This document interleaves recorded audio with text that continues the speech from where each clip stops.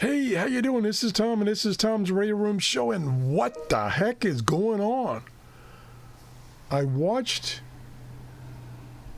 Dr. T. I call her Dr. T because I'm afraid I might mispronounce her name. But the solar scientist, I'll call her. I like her show. She gives a lot of information, and once a week she does a prediction of what the solar activity is going to be like. And so I watched it yesterday, and she says, it's going to be in this, the solar flux index is going to be in the 70s. Well, it's been in the 70s. No big deal. Hasn't really improved anything. But then I also have signed up for this geophysical alert message. It comes every 3 hours. And I've been getting numbers for the past few days that don't seem quite right. So here's the 19th. There's a 70. There's another one on the 20th of 70.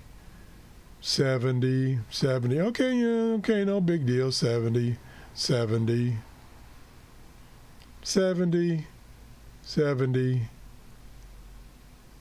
77.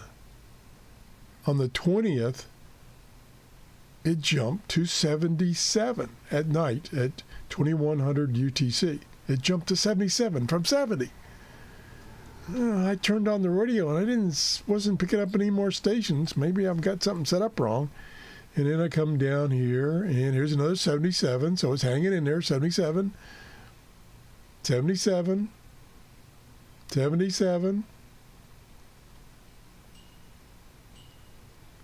77, 77, 80. I can't believe this. I just got this one a few minutes ago, and it says solar flux index is at 80.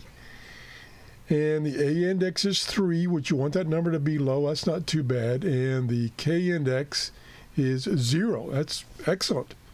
So I'm going to have to crank up my shortwave radio and find out if propagation has really improved.